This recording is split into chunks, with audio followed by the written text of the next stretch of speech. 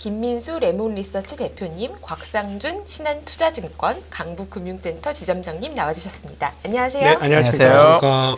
네, 오늘 주제가 외국인 순매수, 쇼커버링이냐, 기조 변화냐 이 주제인데요. 코스피는 3일 연속 상승했는데 코스닥은 하루 빠졌다 상승했죠. 미국하고는 조금 다른 양상이다. 어떻게 보셨나요? 일단 뭐 지난주 이렇게 표현하면 될 것 같아요.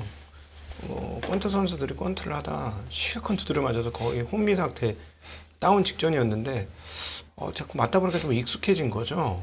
그러다 보니까 맞아, 나도 체력이 좀 있는데 이렇게 맞으면 안 되지 하고 살짝 일어나서 피하면서 한 대 때린 느낌? 때리긴 때렸나요? 아니면 피하기만 했나요?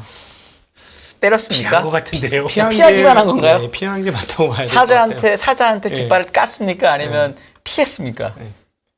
피했다고 할게요. 피한 거로만? 네, 그래서 딱 미국 나스닥이 전저점에서 반등을 딱 하잖아요. 네, S&P 잠깐 깼다 왔고. 예, 네. S&P 잠깐 깼다 왔고 그래서 이렇게 빠지면 안 되지 하고 약간 정신을 차린 것 같아요. 이 정도 얻어맞았으면 많이 얻어맞았다 생각을 한 것 같고 그러고 보니까 한국은 너덜너덜해졌거든요. 네. 그렇죠. 걔네는 전저점에서 반등했는데 우리는 신저점이었어요. 네. 네. 달러 환산은 더 떨어졌고 네. 그러니까 넉마로 너덜너덜해진 게 너무 많으니 미안해서라도 올라야 되는 상황이었던 거죠. 네. 예, 그래서 뭐 너무 많이 빠졌기 때문에 반등이다 이런 정도로 표현하는 게 지금은 맞을 것 같고 네. 어쨌든 지금 추세를 만들기까지는 조금 더 시간이 필요할 것 같고 네. 여기서 운 좋게 잘 풀린 다음에 일단 박스권 정도 수준에 오르락내리락하는 장세. 그러니까 연준의 발언이 없으면 좀 올랐다가 발언이 나오면 또 물리고. 네. 이게 골 때리는 게 뭐냐면 상대적이에요 지금. 시장이 좋으면 연준의 발언이 세질 거고 그렇죠. 시장이 나쁘면 연준의 발언이 좀 무뎌질 거예요.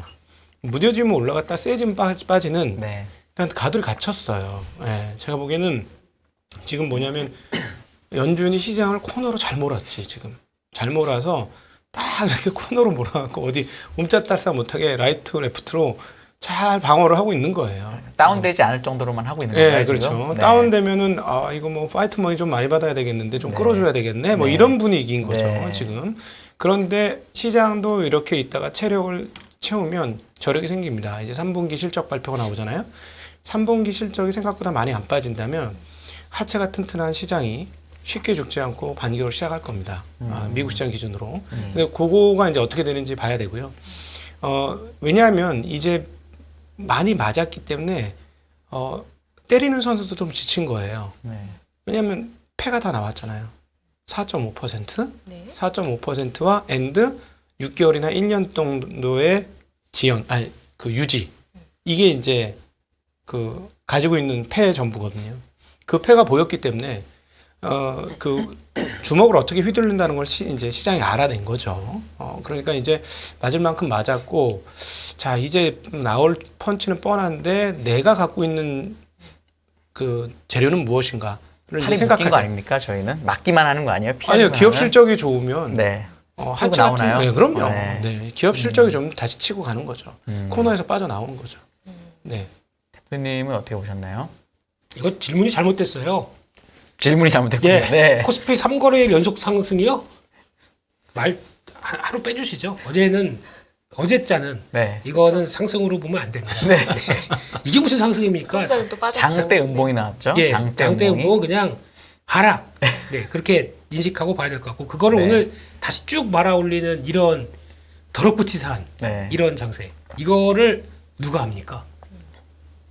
외국인들이 선물로 네. 교란을 시키는 이 상황들 보면서 저는 솔직히 화가 많이 납니다. 이런 상황 되게 되면 보통 외국인들의 하루 캐퍼가 한 12,000-13,000개 가면은 일단 거의 목에 차요.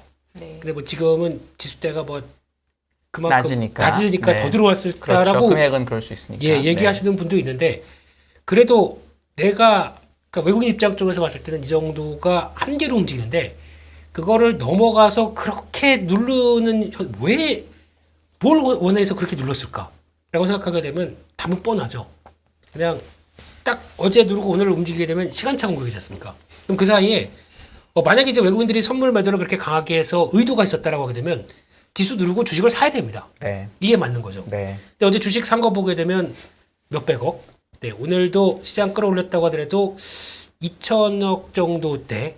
코스닥을 좀 많이 산 것 같은데요 오늘. 코스닥은 어제 많이 팔았고 네. 오늘은 또 좀 샀는데 그런 상황에 비해서 외국인의 한국에 보는 입장이나 이런 상황에 비해서 제가 보기엔 턱없이 적습니다. 그리고 또 선물 기준의 캐파에 비해서 이건 거의 뭐 껌값 정도밖에 안 샀거든요. 만약에 이 정도까지 눌렀다, 뭐 의도가 있었다 그러면은 오늘 외국인들 매수 전방위적으로 쭉 나오면서 한 5천억, 1억, 1조 샀었어야 돼요. 그래야 이제 시장에 대한 바닥 확신이나 이런 게 나올 텐데 저는 그럴 줄 알았거든요. 혹시나 그러면 그렇게 강하게 선물 플레이를 했으면은 그거 살살 풀면서 주식을 사는 쪽으로 들어가야 되지 않을까라고 이제 전혀 또 안 나오네요. 네. 그렇게 되면은 오늘 또 종가로는 외국인들 또 매도로 바뀌었죠. 네. 장중에 한 또 4, 5천 개 매수하다가 뭡니까 이게 무슨 포카페이스에 넣고 오늘 하루 잘 한 거죠. 오늘 하루 돈 벌어 간 거죠. 뭐.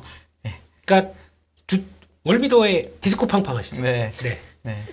누구 하나 떨어질 때까지 네. 개인들 다 떨어져 이런 상황 쪽에서 누구 하나 걸려들면은 다 그냥 어떻게 해버리겠다라고 하는 이런 상황에 정신없음. 보면 이거 견딜 수 있을까라는 생각도 많이 들고요.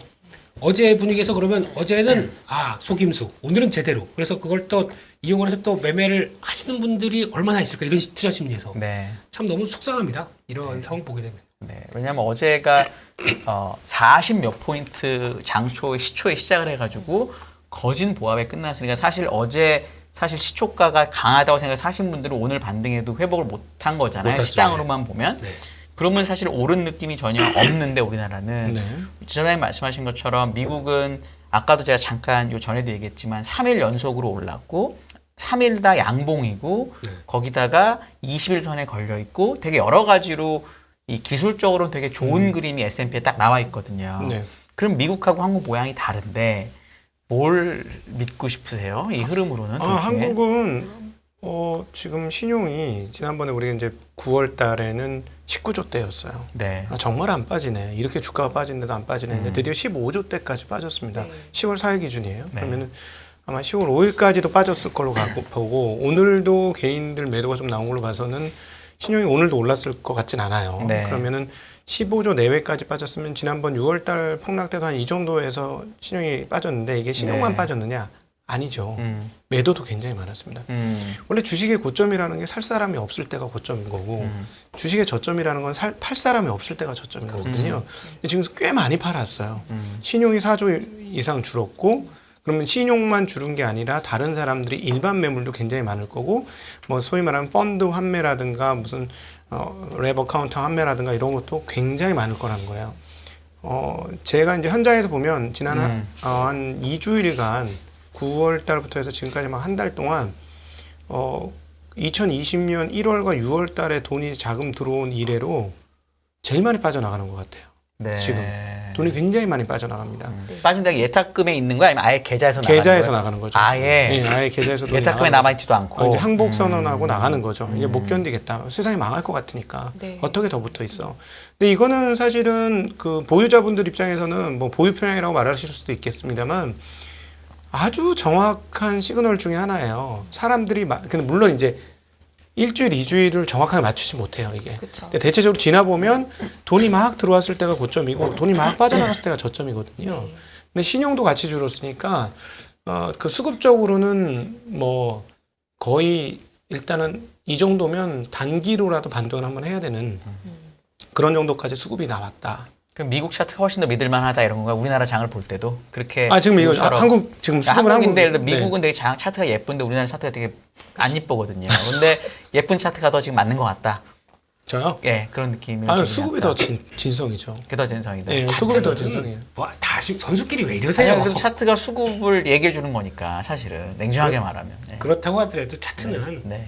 또 그러니까 보통 이제 또 일본 보시는 분 있고 네. 주봉 보시는 분 있고 요즘은 되게 왜냐면 아까도 네. 되게 단기적인 얘기를 많이 요즘은 하시거든요. 왜냐면 너무 무서우니까. 네. 지금은 어쨌든 예를 들어 장이 이런데 뭐 내년에 뭐 이렇게 되거든요. 무슨 얘기냐 이렇게 되니까 단기를 볼 수밖에 없어서 여쭤본 거예요. 지금 네. 다들 너무 그걸 두려워하셔가지고. 그러니까 너무 두려워한다는 말이 나오는 게 그게 자연스럽게 느껴지는 것 자체가 어떤 상황인지 한번 생각해 볼 필요가 있는 것 같아요. 근데 그거 사실은 작년 연말만 해도 너무 자연스럽게 메타버스 왜 하네? 뭐 그랬었잖아요. 네. 근데 우리가 그 여기서도 한번 얘기했습니다만 ETF가 새로 조성이 되면 끝이다. 네. 해당 영역은 해당 섹터는 끝이다. 조만간에 끝이다. 근데 메타버스 워낙 강해서 ETF 만들어지고도 꽤 올랐었어요. 네. 그러고 나서 사그라들었는데 네.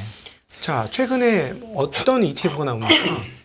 배당 ETF가 나와요. 네. 끝장난 거죠. 네. 아무것도 하기 싫다는 거예요. 네. 배당 ETF가 네. 나왔다는 거. 주식시장은 모두가 탈출했다는 얘기이기도 해요. 배당 ETF가 나올 정도 상황이면. 네, 제가 보기에는 심리적으로는 국내 증시는 미국 증시보다 심리가 훨씬 나쁘다. 나쁩니다. 예, 그래서 우리는 이렇게 생각하죠. 나쁘면 나쁠수록 좋은 거 아니겠어? 네. 네, 이런 생각을 하고 대응은 뭐 죽자고 달려들어야죠. 음. 저희는 현장에 있는 사람들은 그렇습니다. 그러니까 그 무슨 욕을 먹더라도 1년 있다 지나봐봐 누가 이겼나 한번 보지. 네. 뭐 이런 얘기하면서 이럴 때는 경험상으로는 죽자고 달려들어야 돼요. 그런 입장인 거죠. 예, 네. 예, 그렇습니다. 안 죽으면 안 될까요? 안 죽을 거, 살면서 하면 안 될까요? 안 죽을 거를 사직생 생각하니까. 생즉사를 얘기하시는 거죠. 예. 그러니까 사실은 경험이 없으면 못 던지죠. 여기서 자기를 던지는데 죽을 것 같으면 어떻게 던져요? 못 던집니다. 근데 그러니까 항상 자기를 던지면서도 캥기는 게 있죠. 위기 오는 거 아니야? 은행이 위기 오는 거 아니야? 항상 그렇죠. 그건 항상 캥겨요. 뒷목이 빡빡한데 그럼에도 불구하고 이성적으로 이때는 던졌어야 돼. 그럼 안 죽었어.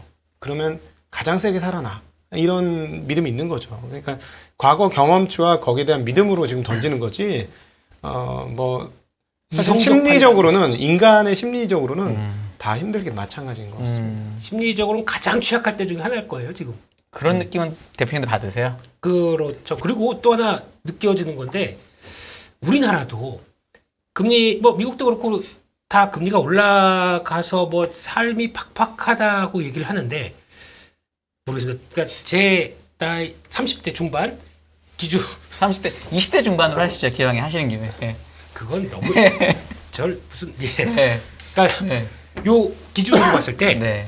저희가 돈이 없다라는 사실, 그러니까 이게 돈이 없다라는 표현이 많이 안 맞는 것 같아요. 네. 이제 무슨 얘기냐면은 솔직히 이번에도 보니까 연휴 때 이렇게 보면은 전화 연락이 안 되는 분들이 뭐 해외 로밍입니다, 뭐 이런 거 나오기 시작하고, 네. 그러니까 또 주변에서 올해 연말까지 해서 다 일본 간대요. 네. 저만 이번 항공료가 엄청 올랐다고 하더라고요. 네. 그것도 그렇고, 그러니까 이제 열렸으니까 가볼까라고 네. 하는 거는 아예 그냥 진짜 상황이 팍팍하다 그러면 이런 생각 못 하겠죠. 네. 근데 이거를 다음에서 액션으로 취해야 한다는 얘기는 가만히 생각해 보게 되면 돈이 없는 건 아니지 않나라는 생각이 듭니다.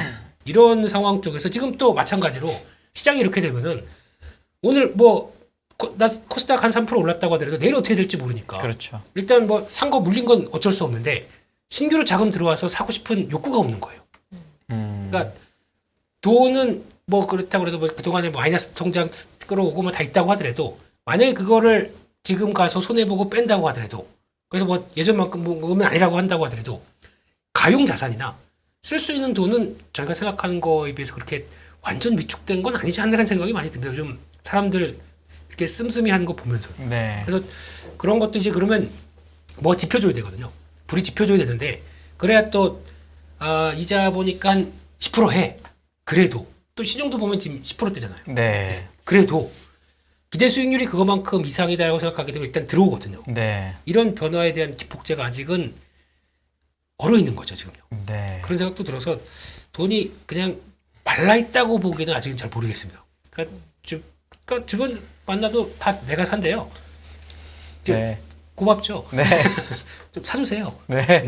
제가 좀 어려워서. 근데 아직 투자 심리는 확실히 좀 안 좋다라고 느끼는 게 저도 이제 인간 지표라고 할 만한 이제 주변의 지인분들이 뭘 물어보시는데 작년에는 말씀하신 것처럼 메타버스 아니면 테슬라 이런 종목들을 많이 물어보셨던 지인분들이 최근에 물어보신 게 정확하세요. 배당주 ETF인데 미국 배당 ETF를 물어보시길래 제가 네. 환율이 지금일 때는 배당 먹으려고 미국 그렇지. 주식으로 들어가는 거는 정말 위험하죠. 네, 장이 좋아져도 그렇게 이제 좀 성과가 안 좋을 수 있다. 그리고 커버드 콜. 네. 요것도 이제 개인들이 잘 모르다가 이거 커버드 콜 ETF 하면 조금씩 먹을 수 있다. 이래가지고 이제 이런 ETF들에 관심을 가지시더라고요. 큰일 납니다. 한 말씀 해주세요. 최근에 저한테 그런 거 물어보시는 분들 많으신데. 이게 용어 자체가 또 어려우실 거고요. 네. 근데 그냥 차라리 갖고 있는 주식 버티는 게 나아요. 커버드 네. 콜 터지면은 그거는 또 콜 옵션 매도지 않습니까? 그렇죠. 네, 그거에 대한 그걸 그대로 노출시킨다는 거는 별로 바람직하지 않습니다. 네. 네. 그래서 확실히 어떤 이제 좀 성장하거나 고수익을 창출하겠다라는 그런 돈은 많이 줄어든 게 아닐까. 네. 좀 많이 지치셨구나 다들. 그럼요. 네. 아까 그 불을 지피셔야 된다고 그랬는데 혹시 요즘 반도체가 며칠 동안 상당히 강하잖아요. 네. 혹시 그게 불이 될 수 있을까요? 시장에? 대표님 먼저. 아 저요? 네, 불을 지피셔야 된다고 했으니까 뭔가가. 불리시하게 말씀드리고 싶은데 네. 일단 분위기상으로는 바닥은 확인했다는 생각은 듭니다. 근데 이게 근데 불 지피는 정도는 아닌 것 같고. 네, 이게 왜냐면 일단 오늘 같은 경우도 네. 만약에 이제 바닥 확인했고 변화가 나온다 그러면 오늘 고점대 있죠. SK하이닉스도 그렇고 삼성전자도 그렇고 네. 중요한 저항대입니다. 딱 보면은 주봉이나 뭐 네. 일봉이나 이제 기술적 저항대 딱 들어왔을 때 이때 그러면 저항대 돌파할 때 바닥 찍고 이제부터 시작인데 그러면 저항 무시하거든요. 네. 무시하고 그냥 또 그래서 오늘 요즘에 제가 본 게 선물이 만약에 그렇게 매도를 해서 이걸 싸게 잡기 위한 또 하나의 포석으로 잡았다 그러면은 오늘 삼성전자, SK하이닉스는 더 올랐어야 됩니다. 네. 그리고 그거 나오는 물량 또 싹 긁어가지고 아마 제가 보기에는 오늘도 한 3%, 4% 올랐어야 됩니다. 근데 장중엔 거기서 이제 쭉 다 일단 밀리더라고요. 네. 왜냐면 일단 내일 삼성전자 실적 발표 네. 이런 거 확인하자는 입장이고. 근데 지금 다 아시는 것처럼 저희도 반도체 애널리스트 분들 많이 나오셔가지고 얘기 다 하셨을 겁니다. 다 하신 상황 쪽에서 시그널은 나왔다. 근데 시그널이 나왔는데 본격적인 돌아가는 얘기는 뭐 재고 자산 얘기도 하시고 뭐 QE 확대 얘기도 하시고 여러 가지 하는데 제 개인적으로는 진짜 시그널이 나왔다라고 하게 되면 그냥 딱 기승전 중국입니다. 그렇게 생각합니다. 중국의 동향 확인해야 중국의 IT 수요 살고 거기다가 중국의 업체들 똑같이 그러니까 IDC 업체들 인터넷 데이터 센터 업체들도 같이 변화가 나오기 시작해야 거기서 이제 또 다른 축으로 같이 움직이는 게 반도체 하나의 변화겠지. 그 전에서는 아직 한쪽만 보게 되면은 미국을 비롯한 쪽만 바라보고 있었을 때 한계가 좀 있겠다라는 쪽이다 보니까 거기서 변화가 나와야 또 대표적으로 아예 그럼 그냥 아이폰이 폭발적으로 잘 팔리든가. 근데 징크스가 있다면서요. 짝수 아이폰에 대한 징크스. 짝수가 원래 잘 팔린다 아닌가요? 홀수가 잘 팔린다. 홀수가 잘 팔리는 건가요? 네, 그렇게 얘기를 하더라고요. 그냥 만들어서 그런 거. 이번에 아이폰 일반 모델이 아직 중국에 제대로 안 나와가지고 그런 것도 있긴 합니다. 그것도 그렇고요. 그러니까 플러스 말고 프로 맥스죠. 네, 네. 가장 기본형은 지금 많이 안 나와가지고 네. 그렇죠. 그런 건 있습니다. 네, 뭐 그래서 그런 얘기도 있는데 그건 모르겠 뚜껑 열어봐야 되겠는데 네. 진짜 생각보다 폭발적으로 팔린다. 그리고 또 내년에 XR 기기들 이런 게 또 하나의 시장을 열어준다라고 하게 되면 거기서부터는 저희가 예상했던 모른 특별 플러스 알파지 않습니까? 그랬었을 때 변화 아니면 또 아예 자동차가 전장 쪽으로 이제 쭉쭉 나간다. 여기서 이제 출하량 가지고 고민 안 한다라고 하게 되면 또 다른 새로운 변화가 나오기 때문에 그 역할과 함께 바뀔 수는 있습니다. 그러니까 이게 저희가 예상하는 건데 그래서 지금 기본 수요가 중국 쪽과 함께 나왔던 이제 꺾였던 수요가 있다 보니까 거기서 확보하고 있는 플러스 알파로 생각하는 중인데 이게 혹시나 또 모르지 않습니까? 이 기술의 변화는 이게 다가오기 시작하면서 끌어오기 시작한다라고 하게 되면 그때는 또 변화가 나올 수는 있겠죠. 근데 가정들입니다 다. 그래서 지금은 아직 아까 얘기하신 그런 뭘까 불을 지피는 정도는 아니다가 결론인 거네요. 네. 지금은. 저는 일단 박스권 정도 저점 네. 만드는 박스권 정도 내일 삼성전자 실적은 생각보다 더 안 좋게 나온다 네. 생각합니다. 네. 전장님은 혹시 이게 반도체 움직임이 좀 이렇게 좀 의미 있는 불꽃이나 이렇게 심지가 된다고 보시나요? 생각보다 이번 키옥시아의 감사한 결정이 너무 빨리 나왔어요. 네. 낸드. 네. 네. 죽을 것 같은 거였죠. 네. 죽겠으니까 이렇게 감사하는 생각보다 어떤 업체가 먼저 감산을 할 거냐라는 얘기가 끝나기도 전에 감산 결정 30%가 빡 나왔거든요. 그러니까 이건 무슨 말이냐면 역대급의 재고가 있다. 이렇게 보면 되는 거고 재고 소진하는 과정에 시간이 걸리는데 그럼에도 불구하고 우리가 이제 반도체 시장에 대한 근본적인 그 시장 구조를 이해하시면 좀 이해하기 쉬울 것 같은데 이거는 공급자 중심의 시장입니다. 디램은 확실하게 공급자 중심이고 낸드는 좀 덜한데도 불구하고 공급자 중심 시장이에요. 근데 낸드는 업체들이 좀 더 많은데 중요한 업체 중에 하나인 키옥시가 저렇게 급하게 감산 결정을 했다라는 건 지금 여기서 감산 결정을 잘못 하지 않고 계속 출하를 밀어냈다가는 죄송합니다. 적자나면서 또 몇몇 업체들이 치킨 게임 하면서 또 죽을 수도 있는 상황인 거예요. 사실은 삼성전자 하이닉스는 여유가 있을 거라고 저는 보고요. 낸드 사업 조금 적자 난다고 해도 디램에서 메꾸면 거니까. 그러니까 자 그렇다면 어떻게 될 것이냐? 지금 기록적으로 재고가 늘었어요. 그럴 만도 한 게 21년도까지 너무 잘 팔렸으니까 그만큼 많이 만들어 놓고 재고 쭉쭉쭉쭉 나가니까 당연히 재고를 만들었어야 되는 건데 갑자기 훅 하고 꺼진 거죠. 2분기 들어오면서. 그러니까 갑자기 재고가 훅 하고 몇 개월치가 늘은 거예요. 마이크론도 그렇지만 미세공정 50% 원래 하려고 했던 캐퍼 증가 대비 50% 줄이고 뭐 이런 일들이 지금 1년으로 나오잖아요.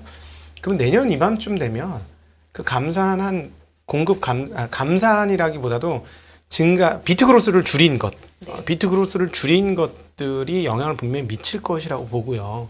내년 하반기쯤 가면 실물에 영향을 미칠 거라고 봐요. 그러면 수요업체인 서버업체들 입장에서도 여기서 재고를 확보하지 않으면 우리가 재고난에 또 시달릴 수도 있다라는 트라우마가 분명히 있을 겁니다. 과거에도 있었기 때문에. 그러면 내년도 하반기 끝단에 가면 다시 수요는 살아날 것으로 예상할 수 있을 것 같고요. 그렇게 되면 주가는 내년 상반기부터 반등할 수도 있겠죠. 근데 지금 생각보다 굉장히 빨리 네. 그거를 반영하기 시작한 것 같아요. 저는 빠르면 내년 초 1분기 지나서 이제 바닥을 확인하고 갈 거야 라고 생각했는데 이게 흐름이 어떻게 되냐면 지난번 꺾을 때도 한 분기 이상 빨리 당겨서 꺾었거든요. 네. 좋을 때 먼저 꺾였죠. 고점에서 꺾인 게 아니에요. 그렇죠. 고점이 안 왔는데 안 꺾였어요. 왔는데 꺾였죠. 네, 그러니까 이번에도 저점이 안 왔는데 돌릴 수도 있어요. 네. 근데 원래 저점으로 따지면 내년도 실물 반도체의 저점은 상반기 어디쯤일 가능성이 있는데 그걸 지금 땡겨와서 반영시킨다는 거죠. 시장이 너무너무 빨라졌어요. 특별히 반도체에 있어서는. 그래서 이번에도 충분히 그럴 수 있는 공간은 열어놓고 생각은 해봐야 될 것 같습니다. 이번에 삼성전자는 하이닉스의 반등이 그래도 꽤 의미가 있다라고 지점장님 보시는 거죠. 땡길 수도 있어요. 네, 그러니까 저는 내년쯤이라고 봤는데. 네, 그러니까 그런 생각보다 나쁜 건 알겠는데 네. 주식은 지금 그렇지. 그 나쁜 걸 훨씬 더 빨리 반영해서 반등하고 네. 있다라고도 볼 수 있다. 그렇죠. 거죠. 네. 제가 보기에는 삼성전자가 먼저 꺾인 거는 네. 업황 때문이 아니었을 것 같아요. 네. 한국에는 밸류 이 정도까지 가라고 하는 유동성 힘 때문에 먼저 꺾은 것 같아요, 외국인들이. 거기서 꺾고 나온 게 있었죠. 그게 먼저였고 바닥 잡을 때는 거의 업황하고 비슷하게 나올 것 같거든요. 네. 그래서 뭐 바닥은 누가 알겠습니까? 네. 그렇다고 하더라도 지금 나오는 흐름들에서 찾아가는 과정들이 뭐 시간 거의 비슷합니다. 비슷한데 이제 이 정도는 너무했다. 솔직히 이번에 SK하이닉스 8만 원대가 0. PBR 기준으로 0.83 그 네. 정도까지 내려갔죠. 밴드 보니까 좀 심했더라고요. 네. 이게 무슨 뭐 예전 그 혹독했던 수준, 적절했던 수준 때까지 거기 들어가 있으니 네. 이건 좀 심했다는 생각이 들더라고요. 그러면 도는 건 맞는데 매수세 유입되는 건 맞죠. 그리고 거기다가 저거를 달러로 환산한 외국인들 보게 되면은 좀 아무리 그렇다고 한국 몰라라고 한다고 하더라도 메모리 반도체는 알 거 아닙니까? 그러면 아무래도 욕구가 확 들어오긴 하겠죠. 그래서 그게 지금 반영이 된다고 보여지고 있는데 이걸 그대로 끈다라고 했었으면 최근에 도형이 이렇게 안 나왔습니다. 그래서 그게 조금 좀 아쉽지 않나 생각이 듭니다. 근데 지금 앞서서 처음 시작할 때 우리가 연준이 시장을 때리기도 하고 이렇게 말씀하셨는데 시장이 조금 진정될 수 있는 거는 내년 4.6이 끝이야 라고 생각해서 조금 진정이 된다고 하면 네. 근데 막상 때린다고 말했으니까 내성이 생겼다라고도 볼 수 있지만 진짜 4.6이면 좀 센 거 아니에요? 내년에 가서는? 맞으면 그때 가서는 헉 하는 거 아닌지라는 걱정도 있는데요. 9월에 신저점이 그것 때문에 나온 거죠. 그렇죠. 근데 왜 반등을 했냐면 이거는 나쁜 뉴스들이 나왔기 때문에 반등한 거예요. 제일 큰 거는 일단 영국의 길트와가 투매가 있었고 그다음에 CS가 휘청거린다는 뉴스가 나왔잖아요. 근데 그게 예를 들어서 어디 뭐 우리가 남미라든가 뭐 동남아라든가의 국가가 그런 일이 벌어졌다? 눈 하나 깜짝 안 했을 거예요. 근데 영국에서 그런 일이 벌어지니까 사람들이 이렇게 계속 밀어붙일 수 있어? 거기에다 유엔까지 권고를 했잖아요. 그쵸. 금리 인상 좀 자제해달라고. 그런 권고가 나온 적이 있었나요? 저 처음 보는 것 같아요. 그 뉴스가 돌았어요. 그래서 네. 그러고 나니까 이제 시장이 생각을 한 거죠. 약간 원기소 먹은 거예요. 시장이 그래 우리가 이렇게만 당할 수 없고 뭐 유럽 빵빵빵 자빠지면 얘네들도 그렇게 세게 못할 걸? 뭐 이런 생각을 이 저점에서 했던 것 같아요 시장이. 그러면서 이제 반등을 세게 붙인 거고요. 그럼에도 불구하고 기억해야 될 것은 연준의 태도는 하나도 변하지 않았다. 그러니까요. 네, 연준의 태도는 변하지 않았기 때문에 시장이 윗단은 지금 막혀 있을 것이다라고 볼 수 있을 것 같고요. 제일 중요한 건 그거죠. 사실은 전도표도 중요한 게 아니고 지속 기간이에요. 4.5를 내년 연말까지 끌고 간다? 주식시장 없는 거죠. 그래서 계속 말씀드리지만 지난주에도 말씀드렸지만 위험자산 대비 프리미엄을 얼마를 줘야 되느냐는 거예요. 그럼 잘못하면 퍼가 10, 12 이렇게까지 떨어져야 돼요. 지금 15잖아요. 네. 그럼 30%더 빠진다는 얘기예요. 미국 시장은. 미국 기준으로요? 네, 미국 네. 기준은. 그러니까 아니 무위험자산 4.5%에 회사채금리 9%인데 그 정도 나올 텐데 그러면 PER 배수 11배, 12배밖에 안 나오잖아요.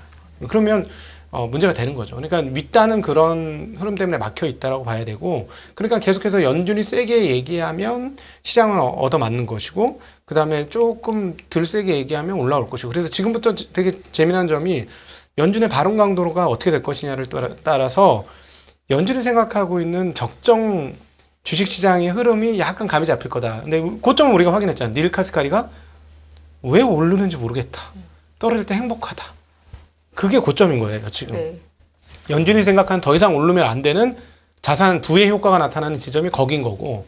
근데 이제 이번에 이렇게 저점을 향해서 떨어지니까, 뭐, 라파엘 보스틱 같은 사람이 무슨 얘기 할 것 같은 느낌을 줬는데 별로 안 하고 있거든요.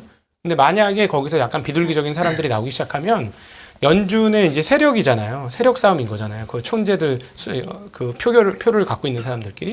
그 중에서 비둘기들이 슬쩍 얘기하면 시장은 원기수 먹는 느낌을 갖겠죠. 계속 요 공방들이 당분간 좀 이어질 거라고 보는 게 합리적일 것 같습니다. 참고로 원기소는 옛날 영양제입니다. 모르시는 분들 계실까봐. 원기소는 지금은 안 파는 영양제로 알고 있습니다. 네. 네. 그 씹으면 살색으로 돼서 이렇게 네, 막 고- 네. 많이 먹어야 됩니다. 한 개 먹으면 안 되고 많이 먹어야 되는 원기소. 네. 제가 모르는 얘기를 네, 하시네요. 원기소는 많이 아니, 먹어야 저 됩니다. 박물관에서 봤어요. 네. 네. 제가 전자랑 닉스 궁금한 게 두 가지 논리가 있거든요. 아까 얘기하신 프라이스 투 북이 0.83배, 뭐 전자는 1.1배가 바닥이라는 얘기가 있는데 그래서 사야 된다는 논리가 하나 있고 네. 또 하나는 PBR이 저점인 건 맞는데 만약에 실적이 안 나오고 북이 내려가고 이러면 지금 0.8배가 아니라 0.9배나 1배일 수도 있지 않냐. 그렇죠. 그래서 지금 살 수 없다라는 논리도 있어요. 네. 근데 주가 흐름으로만 보면 지금은 전자로 사람들이 반응한 건데 대표님 보시기에는 둘 중에 뭐가 더 마음에 끌리세요 지금? 두 논리 중에? 어차피 뭐 북밸류는 네. 뭐 그렇다고 후행이지 않습니까? 한참 후행이지 않습니까? 네. 그렇기 때문에 거기에서 이번 실적 가지고 나오는 부분들은 시장의 가이드라인은 잡혀 있다고 생각이 들어요. 이 정도쯤에서는 이거는 싸다. 라는 반응이 나오는데 이제 지금부터 확인할 게 그거죠. 진짜 안 좋다고 하는데 얼만큼 안 좋겠느냐. 근데 네. 지금 제가 보기에는 삼성전자를 보실 게 아니라 SK 하이닉스를 봐야 된다고 생각합니다. 네. 이게 순수한 반도체 동향과 함께 그대로 다 노출을 하다 보니까 그래서 이번에 가격 탄력도 훨씬 더 네. 약했다가 강한 게 훨씬 더 그러니까 가격에 대한 변화가 몸으로 많이 나오는 대표적인 종목들이라고요. 근데 네. 지금 뭐 전자는 좀 차이가 있죠. 네. 이제 핸드폰도 생각해야 되고 또 디스플레이 쪽도 봐야 되고 하다 보니까 그 구석 쪽도 뭐 다 그렇긴 한데 뭐 다 뭐라고 딱히 좋다고 얘기하기도 좀 힘든데 근데 이거를 또 다 같이 종합한 결과를 보게 되면 실적 이제 본격적으로 꺾기 시작하는 초기였다 보니까 생각보다 환율 효과에도 불구하고 저는 별로 그렇게 지금 예상 한 11조 후반대? 네. 뭐 이제 12조 많이 조정 안 한 분들도 있어가지고 네. 아마 그걸 컨센으로 보는 분은 없을 거예요. 아마 시장에서는 아마도 이건 제 그냥 추측인데. 네. 그러면 그러니까 이거를 이렇게 겨울이라고 하는 불황기에도 이 정도 실적 가지고 버텼느냐라고 네. 반응하는 게 아니라 오히려 그러면 버텼다라고 하게 되면 다음에 더 빠진다. 네. 4분기는 얼마나 안 좋길래 네. 이렇게 해석할 수도 있거든요. 네. 그런 관점에서 지금은 또 시장 분위기가 이렇게 되면 먼저 안 움직이려고 그래요.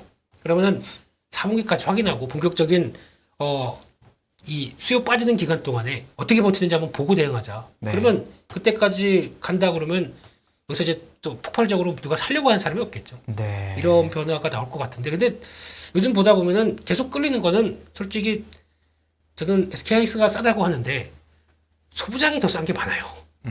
소부장은 이런 게 있잖아요. 아까 우리 전에 말씀하신 것처럼 감산 하고 네. 투자 안 하고 이러면은 디램 회사나 낸드 회사야 좋은데 투자 안 하면 소부장들은 완전 직각을 그렇습니다. 맞으니까 네. 이런 게 반영된 거 혹시 아닐까요? 그러니까 보통 투자 줄인다 그러면 소부장에는 직교탄이죠. 네. 지금까지 투자장고 받았던 것만 먹고 살다가 절벽 쫙 나오죠. 예. 그런데 네.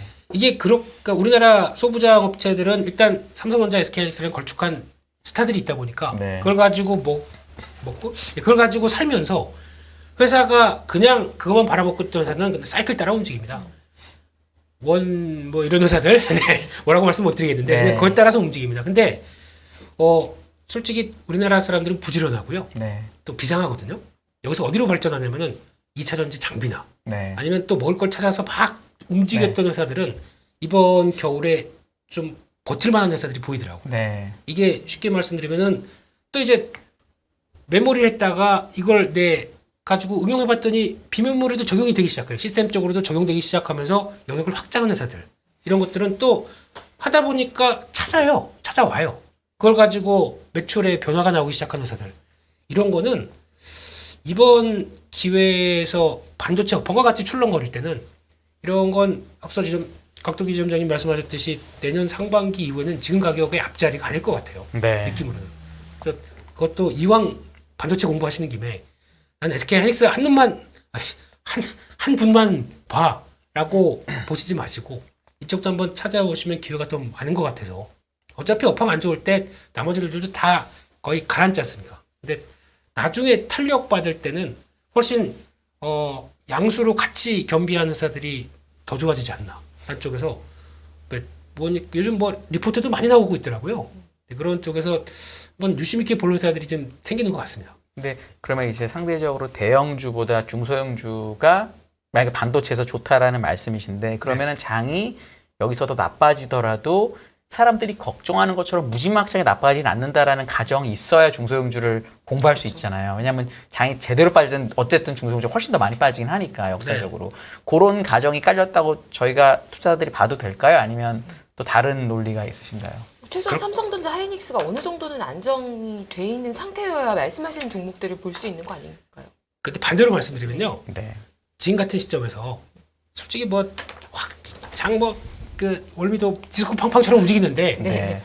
대응하실 게 없다. 그러니까 그 정도라는 거죠. 디스코 팡팡이 이게 무슨 바이킹 뭐 88점 이렇게 되는 건 아니라고. 88은 예측이나 할 수 있어요. 네. 디스코 팡팡은 예측이 안 돼요. 네. 저 안에 부스 안에서 시꺼먼 데 안에서 어떻게 할지 누가 합니까? 네. 이게 더 대신 무서운 점이죠. 통통하는 거는 대신 크진 않죠. 디스코 팡팡들이 왔다 갔다 하는 건. 범위는 일단 그렇다고 미국의 트렌드가 바뀌어 있는데 혼자만 또 빠질 수 없지 않습니까? 네. 그러니까 그 범위 안에서는 이렇게 움직일 거예요. 네. 주축은 또 선물일 거고요. 네. 그런데 이런 장에서 할 거 없으시면은 공부하시죠. 네. 차라리. 사실 고수와 저 같은 초짜의 차이인지 모르겠는데 저는 뭐 이렇게 매매를 하는 사람은 아니다 보니까 네. 대형주가 아직 변동성이 이렇게 클 때 이렇게 소형주 들어가는 거 저는 좀 무섭더라고요. 네. 근데 지금 말씀하신 대로 소형주, 중소 그 장비주들 주가가 많이 빠졌어요. 네. 옛날에 항상 비쌌거든요. 저는 그래서 비싸서 손이 안 나가더라고요. 사실 저는 반도체 주식 한 게 별로 없어요. 네. 예, 왜냐면 제가 잘 모르니까 반도체를. 네. 그래서 전문가 아니세요? 아니에요. 반도체 제가 저기 밀실 안에 들어갔다 나오지 않는 한 저는 반도체를 잘 모른다고 생각합니다. 그 공정을 다 봐야죠. 공정이 안 보이는데 제대로 그냥 설명만 듣고 있는 건데. 근데 매력적인 가격까지 빠진 건 맞아요. 네. 예, 소부장 관련해서 이 옛날에는 이 가격 난 못 사.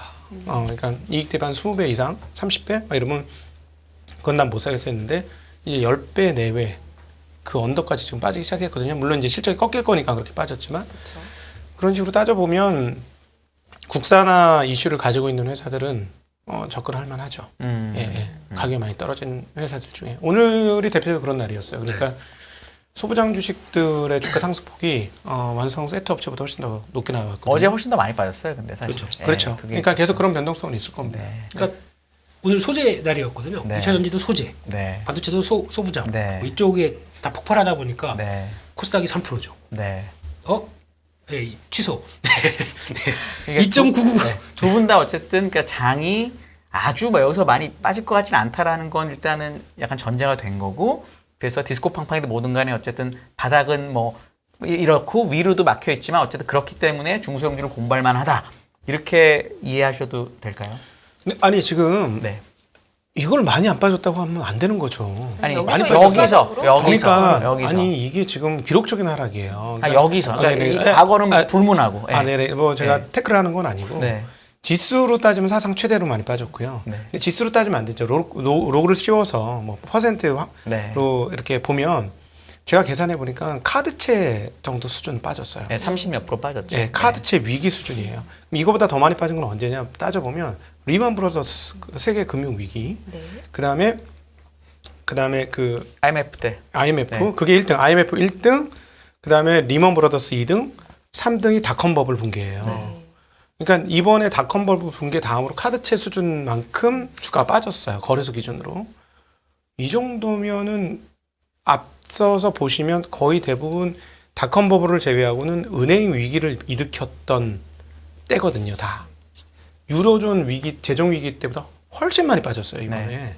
그러니까 위기 아닌 상황을 감안해 보면 제일 많이 빠진 거예요, 네. 이번에. 근데 닷컴 버블은 되게 독특했잖아요. 쉽게 얘기하면 뭐 코인 버블하고 마찬가지로 왔잖아요. 코인은 그만큼 많이 빠졌고. 코스닥이 3천이 넘었으니까. 네. 네. 근데 그거도 사실상은 보면 다 거덜났지 않습니까? 은행만 타격을 안 입었지 다 거덜났는데 근데 지금 그 다음으로 그렇게 많이 빠질 만큼 이게 위기였느냐라고 따져보면 은행은 멀쩡하잖아요. 네. 은행이 멀쩡한데 어떻게 위기예요? 근데 위기 수준까지 빠진 거니까 과도한 유동성에 의해서 올라간 것을 다 뱉어내게 만들었으니 하락은 충분하다라고 네. 보여집니다. 네. 하락은 충분한데 언제 반등을 할 건지는 뭐 그건 정확히 그렇죠. 예측을 못 하는 거죠. 그렇죠. 근데 이걸 가지고 하락이 얼마나 더 하락할 수 있다라고 얘기하는 거는 앞으로 우리나라에 전쟁도 날 거고 은행도 네. 무너질 거고 건설회사 자빠지니까 은행 넘어질 거고 네. 다 땡겨오는 거예요. 네. 그걸 어떻게 알아요? 네. 근데 사실 한국의 CDS 프리미엄도 좀 올라갔었고 네. 실제 이제 카드채 사태 때처럼 명확하게 뭐가 터졌다 이건 없었지만 네. 금리 올라가면서 타격도 꽤 심해지고 있었고 네. 회사채 시장 안 좋아졌죠. 음. 개인 소비들도 이제 불안해지기 시작했잖아요.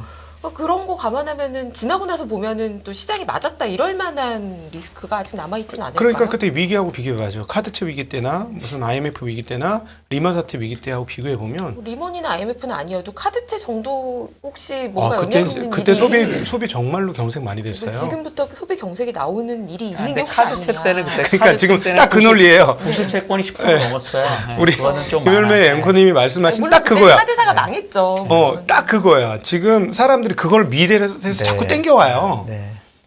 딱 작년에 미래 핑크빛을 땡겨온 거하고 똑같은 일을 지금 우리가 하고 있는 거거든요. 근데 그걸 많이 땡겨오면 많이 땡겨올수록 우리 공포감이 반영된 건데 네. 많이 땡겨올수록 저는 좀 편안해지지 않을까라고 오히려 반대로 좀 생각해요. 공포감이 그게 다른 거니까. 그 공포감을 조성했던 것 중에 가장 큰 사건이 제가 보기엔 전쟁 같습니다. 만약에- 6월 24일에 터진. 그렇죠. 네. 그를 인해서 이제 물가나 모든 것들이 다 변하기 시작. 이게 솔직히 딱 한 명만 예측했겠죠. 푸틴. 그 사람 자신. 네. 네, 그 몇몇 세력만 네. 예측했겠죠. 근데 뭐 경고는 했다고 하더라고요. 근데 그건 뭐 떠나서 네. 전 세계적으로 어떤 물가부터 모든 변화를 일으키기 시작했던 게 여기서 시작이 됐고, 그러면 여기서 이제 인식이 되기 시작하는 게 불확실성에 대해서 앞서 곽동기 지점장님 말씀하셨듯이 막 땡겨오는 거죠. 지금 우리가 또 이제 약간 뉘앙스가 그렇지 않습니까? 미국하고 중국 이제 편이 갈라져 있는 입장 쪽에서 그러면 여기서 또 어떤 사태가 발생할지 몰라라고 네. 하는 불안감들이 계속 가세가 되고 있는 상황들이죠. 그렇기 때문에 결론은 뭐 똑같은 얘기겠지만 불확실성에 대한 이거를 디프리미엄이라고 그러죠. 그에 따라서 먼저 위축되는 현상들이 이거는 변화가 나오기 전까지는 계속 안고 갈 수밖에 없는 상황이죠. 네. 그러니까 이거는 뭐 금리 관련된 이슈가 아닙니다. 네. 금리 플러스 알파. 네. 게다가 또 나오고 있는 게 이게 지금 어제도 보니까 유가가 오페크는 감산을 합니다. 네. 이 오페크 감산에 가장 큰 입김을 했던 나라가 러시아겠죠. 네. 여기서 만약에 유가가 지금 80달러대를 지지하려고 무척 노력하는 것 같아요. 제 눈에는. 왜 그러냐면은 러시아가 그리고 지금 이제 사우디아라비아나 이쪽이 약간 미국 쪽하고 등지고 있다 보니까 나 좀 도와줘. 이런 입장으로 나가는 것 같아요. 너네들도 안 좋잖아. 이렇게 얘기하면. 여기서 만약에 80달러 깨져서 거기 자리 잡기 시작한다 그러면 제가 보기엔 60달러대 금방 내려갈 것 같아요. 지금 같은 분위기 쪽에서. 그러면 러시아는 어떻게 되냐면은 재정이 확 꺾이게 되겠죠. 전쟁 수시에 몰립니다. 수시에 몰리다 보니까 그럼 재정 파탄 나면서 러시아는 또 완전 와야 되겠죠. 이거를 막겠다는 입장이다 보니까 거기서 오페크 플러스에서 강하게 얘기를 했던 것 같거든요. 반대로 미국을 볼게요. 미국 입장으로는 러시아 그냥 손 안 쓰고 해버리고 싶어요. 그러면 뭘 하겠습니까? 일단은 우크라이나에 전폭적인 30몇 조 지원했다면서요, 무기를. 그러니까 우리는 일단은 직접 참전 안 해. 그러면서 다 주면서 이건 또 로비가 충분히 또 국방 쪽으로 이제 받는 이런 현상도 있을 거고 거기다 유가를 잡고 싶어 합니다. 물가도 물론 첫 번째, 두 번째는 러시아 꺾기 위해서. 그리고 거기다가 자꾸 우리말 오페크 중동 애들 우리말 안 듣는데 어떻게 되나 보자. 만약에 여기서 미국이 나가서 이제 셰일 오일, 셰일 가스를 쫙 뽑아내기 시작하고 이제 마지막 카드, 히든 카드가 베네수엘라, 이란이죠. 이란은 또 사우디아라비아랑 대척되어 있는 파가 다르지 않습니까? 이렇게 나가게 돼서 딱 선을 긋기 시작하게 되면 이쪽은 또 러시아 쪽으로 다 붙을 거고 이쪽은 붙는데 결국은 돈의 싸움이지 않습니까? 그러면 에너지의 싸움 쪽에서 또 이쪽으로 패권이 넘어온다 그러면은 기존에 저희가 알고 있던 중동의 오일 파워가 또 확 꺾어지는 거겠죠. 그러니까 지금 이런 다양한 패권으로 나가기 시작하다 보니까 사람들의 입장이 그러니까 솔직히 누가 이길까? 어느 쪽으로 튈까? 이거 바라보는 것도 상당히 큰 것 같아요. 그러니까 이게 다 지금 불확실성의 하나의 불씨 든 걸 거죠. 네. 그럼에도 불구하고 우리 대표님도 예를 들어 지금 안 좋게 보신 분들이 주장하는 코스피 1700은 아닌 것 같다로 정리해도 저희가 될까요? 예측은 저희 예측은 영역이 아니어도 아니고요. 왜냐면 네. 그게 워낙 세니까 요즘 너무 불안해하시거든요. 근데 뭐 불안해도 저는 단기 저점 온다 그러면 삽니다 주식 사고요. 알겠습니다. 이제 지금은 또 이만큼 늘어나 있고요. 알겠습니다. 빠지면 슬퍼요 지금은요. 알겠습니다. 네, 종목단에서 그러면 네. 이제 좋을 때 미래를 엄청 땡겨왔던 섹터가 사실 네이버, 카카오 이런 종목들이었는데 지금 굉장히 처참하게 무너지면서 최근에 네이버가 한 번 더 무너졌잖아요. 어떻게 보세요? 이거는 오히려 그렇지. 비관이 너무 팽배한 건 아닐까요? 그 외국인들 매도세잖아요. 네. 그러니까 이번에 그 인수한 회사에 대해서 외국인들이 어떻게 보는지 좀 궁금해요, 사실은. 연간 1,000억 적자잖아요. 네. 그러니까 정말 미국 사람들한테 미안한 얘기지만 우리가 쿠팡이 미국 상장할 때 그 가격 받는 거 보고 깜짝 놀랐지 않습니까? 너희들 미친 거 아니니? 그 가격을 왜 줘? 이랬는데 결국 저희 예상이 맞았잖아요. 네. 주가 엄청 폭락하면서 그거 IPO 할 때 샀던 미국 사람들은 지금 아주 깨박살이 났지 않습니까? 저점 대비는 그래도 많이 올라왔더라고요. 네. 쿠팡 돈을 벌기 시작합니다. 네, 그렇죠. 이제 아, 현금으로는 좋아졌죠. 네. 그걸 가지고 근데 이제 상장을 한 그래도 이제 것이고. 기업 밸류에이션 보면은 네이버, 카카오보다 쿠팡이 훨씬 여전히 높죠. 훨씬 높죠. 훨씬 높아요. 근데 네이버는 구글보다 비싸요. 그, 어쨌든. 네. 네. 그러니까 PR 기준이죠. 네. 네. 뭐 네이버에 대해서 그 1,000억 적자면 쉽게 얘기하면 1조 정도 자산은 날아간 거라고 봐야 되는 거잖아요. 10배를 하면 네, 10배를 하면 1조 자산. 네. 근데 그게 매년 날아가는 거잖아요. 네. 그거 따져 보면. 그러니까 미래 가치가 상당히 감소되는 거죠. 그러니까 외국인들이 그거를 계산한 것 같아요. 그래서 외국인들이 파는 거고 사실은 질적으로 보면 카카오보다는 이익의 질은 네이버가 훨씬 좋죠. 네. 카카오는 지금 분사도 많이 했고 해서 이익의 질이 제가 보기에는 별로 안 좋아요. 회사의 그 미래 현금 창출 능력이라든가 그 포지셔닝 이런 것들은 너무 좋은데 이익 창출 능력은 너무 떨어져요. 너무 쪼개나가지고. 네. 근데 네이버는 쪼개지 않았기 때문에 전혀 다른데 거기에다가 뭐가 있냐면 앞서도 말씀드렸지만 금리가 높아지면 성장주에 대한 밸류에이션이 확연하게 깎입니다. 그렇죠. 지금 테슬라도 앞으로 잘 보셔야 되는 부분인데 테슬라가 나빠서 주가가 빠지나요? 전 전혀 그렇게 생각 안 해요. 테슬라 좋아요. 작년보다 훨씬 좋아졌어요. 근데 작년보다 주가가 훨씬 낮잖아요. 이건 뭐냐면 결국 성장주에 대한 그 금리에 따른 그 평가 감소가 상당한 게 아니냐. 그래서 그 부분이 한국의 인터넷 주식들 카카오 네이버에도 지금 적용이 되고 있는 거다. 그러면 거꾸로 보면 어떻게 되냐? 금리가 계속 이렇게 올라서 꽤 높은 상황에서 유지되는데 한국 시장이 이제 다 파는 것 같아 이러면 걔들이 올라가느냐? 아니 자산주 같은 게 올라갈 수도 있어요. 네. 예, 자산주들이 반응할 수 있습니다. 왜냐하면 이거 본전은 찾아놓고 시작해야 될 거 아니야 이런 생각이 투자자들 할 거니까 투자의 태도가 바뀔 수 있어요. 예, 그래서 그거는 내년도 시장에서 한번 시나리오 중에 하나로 생각을 하고 있어야 될 것 같습니다. 한샘은 조금 네이버, 카카오랑은 조금 다른데 만만찮게 또 엄청 하락을 했잖아요. 그거는 네. 그걸 인수하는 회사가 저는 진짜 좀 이상하게 느껴지더라고요. 그 가격 주고 사모펀드죠. 아이들. 네, 그렇죠. 남의 회사에 대해서 할 얘기는 아니고 많이 빠졌다. 아니 네. 그게 네. 말이 안 되는 게 세계에서 가장 강력한 경쟁자가 들어왔잖아요. 그때 한샘 망한다 그래서 주가 빠졌는데 그거를 옛날 가격을 주고 샀잖아요. 네. 그때 이제 저는 그게- 시가보다 훨씬 비싸게 줬죠. 그게 말이 안 된다고 봐요. 그래서 상법 개정해야 된다는 거라고 생각해요. 사모펀드들도 이렇게 덤탱이 안 쓰려면 일반 주주들 것까지 같이 사줘야지. 이번에 네이버가 한 것처럼 포시마크 한 것처럼. 예. 네. 일반 개인 주주들 것까지 사줘야지 프리미엄 그렇게 많이 안 주고 사지. 그렇죠. 이번에 또 일진 머티리얼스도 그렇게 많은 프리미엄 주고 그날 바로 8% 빠지잖아요. 네. 네. 만약에 개인들 주식들도 같이 가격을 주고 산다면 그렇게 높은 가격에 높은 프리미엄으로 못 살 거예요. 그리고 그거 파는 사람들도 받아들일 것이고. 그러니까 그거는 상법 개정이 돼야 되는 거고요. 그렇게. 네. 너무 맞는 말씀입니다. 예, 그리고 아유 한샘은 경쟁업체가 너무 세요. 외국 어디죠? 예. 이케아. 이케아. 네. 네, 이케아가. 이케아가 너무 세서 네.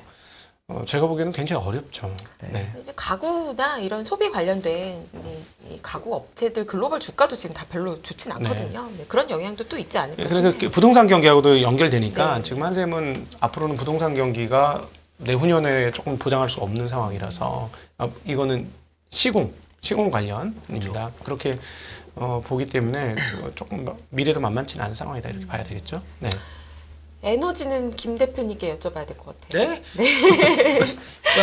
LG 에너지 솔루션, LNF, 2차 전지주들 대체로 좋았는데, 네. 네 어떻게 나- 보세요? 계속 좋을까요? 그것도 에너지군요. 그러니까. 나름 에너지죠. 네. 큰 카테고리에서 에너지에 들어가죠. 네. 일단은 뭐 최근에 나왔던 게 그런 거죠. 그냥 에너지가 아니라 2차 전지로 말씀드릴게요. 예. 2차 전지도 그러니까 어제도 보면은 살았던 거 뭐 이렇게 쭉 하고 폭포가 내리는데 살았던 거에서 딱 세워서 합니다. 그러니까 1, 2, 3위. 시가총액 1, 2, 3위. 그러니까 결국에는 그게 버티다 보니까 코스피만 무늬만 플러스가 나오기 시작한 거죠. 무늬만 그렇단 플러스. 네.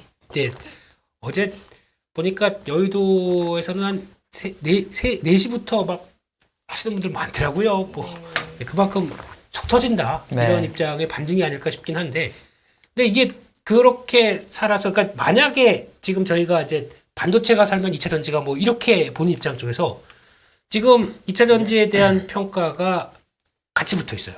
그렇다는 얘기는 또 이번 시장에서 그렇게 많이 안 빠졌어요. 많이 네. 안 빠지고 버티는 섹터입니다. 그러면 여기서 저희가 이제 또 하나 드는 의문이, 성장주의 개념들이 이제 네이버, 카카오를 비롯해서 어제 같은 경우도 다 밀렸지 않습니까? 게임, 엔터, 웬만한 이런 뭐 중소형주도 밸류 조금. 어제는 반도체 빼고는 다 밀렸다고 보셔도 돼요. 그쵸. 사실상. 네. 근데 2차 전지 살아 있었어요. 네. 어제 이 셀 메이커 쪽은요. 네. 그렇다는 얘기는 이쪽은 이제 인정을 해준다는 얘기죠. 그러니까 같은 성장주라도 성장에 대한 개념이 다르다라고 인정을 하는 이런 상황들이 나온다는 거. 요거에 대해서도 좀 시장의 반응이 달랐는데, 근데 그때 나왔던 이유 뻔합니다. 보통 이제 테슬라 인도량 별로다. 거기서부터 지금 봐라, 유럽 종합병원이라면서요 지금. 네, 이런 상황에서 누가 차 바꾸고 누가 전기차로 가겠느냐. 전기차 간다고 하더라도 전기료 이렇게 비싸다. 그러면 감당 안 된다. 뭐 이렇게 나오다 보니까 여기서 나오는 변화, 이런 것들이 지금 다 복합적으로 작용한다고 하더라도 결국에는 시장의 근본적인 의미는 그거죠. 그러면 이런 거 다 부정적인 이슈가 들어온다. 그러면 이게 그러면 시장이 올해 말고 내년에 역성장해? 라고 봤었을 때 아니죠. 어차피 이제 투자는 다 들어가고 바라보고 있는 건 딱 하나지 않습니까? 북미의 개화. 북미가 미국뿐만 아니라 캐나다도 같이 열려있는, 근데 뭐 하나- 미국이 크죠. 미국이 그쵸. 거의 30배니까 세계적인 하나. 그냥 이제 거기 가려면은 네. 또 이제 어차피 이동이다 보니까 네. 캐나다에서도 여러 가지 뭐 네. 충전소부터 다 있어야 되겠죠. 네. 그러니까 거의 하나로 보더라고요, 경제권을. 네. 네, 그냥 왔다 갔다 하더라고요, 네, 두, 네, 두 맞습니다. 나라 사람들은. 근데 이렇게 보기 시작하게 되면 타겟이 거긴 거죠. 거기에 대한 큐는 이상이 없다라고 하게 되면 지금까지 나왔던 이슈로 인해서 또 제가 보기엔 소재 쪽은 시장이 불안해서 하락한 게 더 많아요. 네. 시장이 약하다 보니까. 그래서 그 나왔던 것들의 한풀이가 나오기 시작하는 거죠. 별로 어떤 시나리오가 크게 변한 건 없습니다.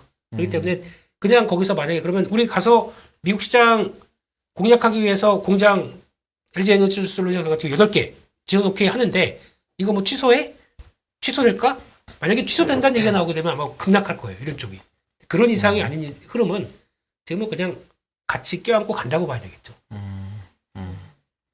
아까 잠깐 테슬라 얘기도 나왔었는데 김 대표님은 테슬라 같은 주식은 어떻게 생각하시나요?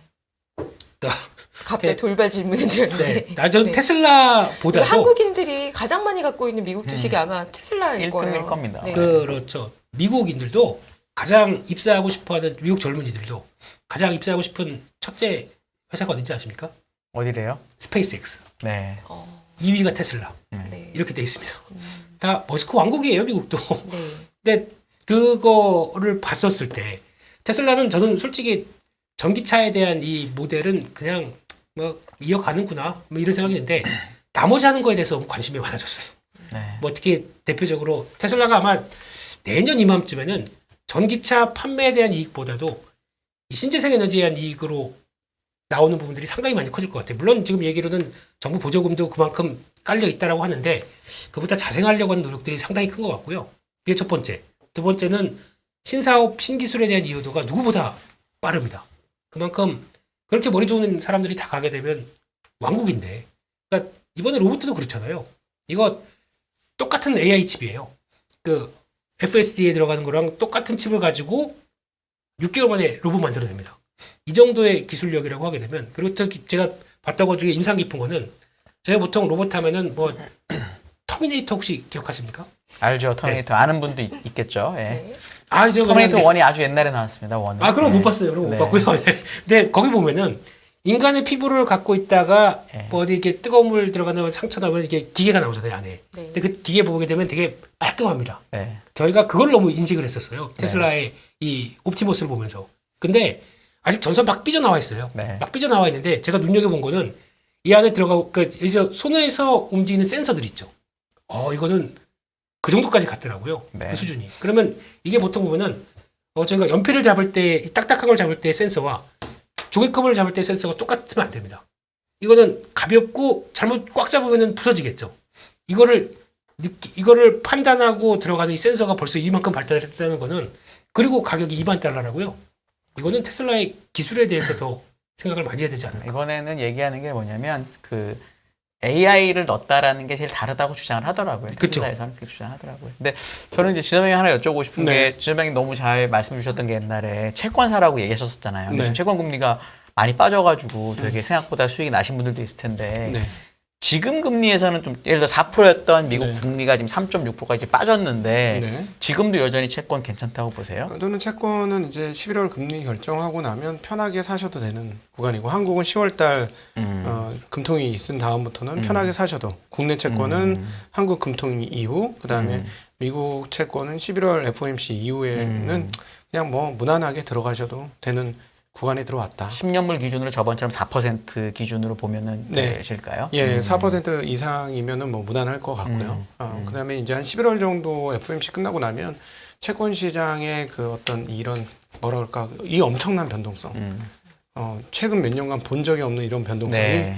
거의 이제 마무리되는 국면으로 가지 않을까 네. 싶고요. 한국은 10월달 금리로 올리고도 약간 흔들릴 수는 있어요. 네. 예. 네. 그렇지만 그럼에도 불구하고 그 흔들린다는 건 약간 프리미엄이 더 붙는다는 개념이니까 10월달에 금통위 이후부터는 국내 선물을 이제는 단기가 아니라 장기로 매수하는 구간을 듀레이션 긴 것도 괜찮다. 예, 듀레이션 긴 네. 거를 이제부터는 하셔도 되는 구간에 들어가지 않겠는가. 그리고 이제 앞으로는 투자를 하실 때 채권과 주식을 잘 분할해서 하는 그런 그야말로 자산 배분의 시대가 왔다라고 보여집니다. 그래서 채권이 왜 그렇게 생각하냐면 경기가 만약에 내년에 진짜 꺾인다면 지금 그 기준금리 4% 이상에서의 채권은 좋은 가격에 사는 채권이 될 가능성이 네. 있죠.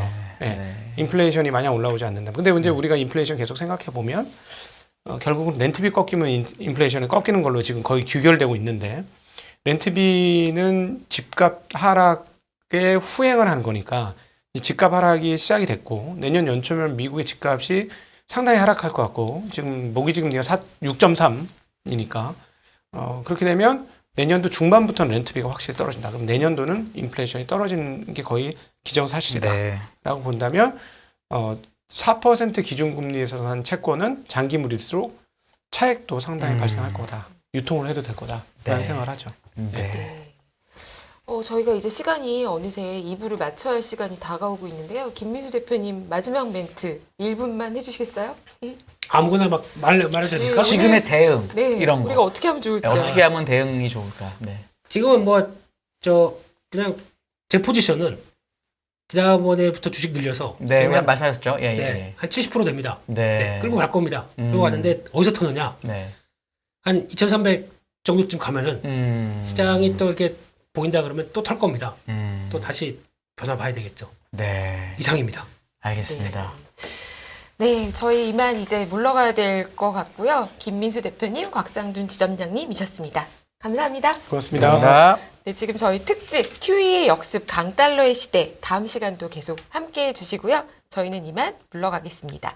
매일 저녁 7시에 만나요.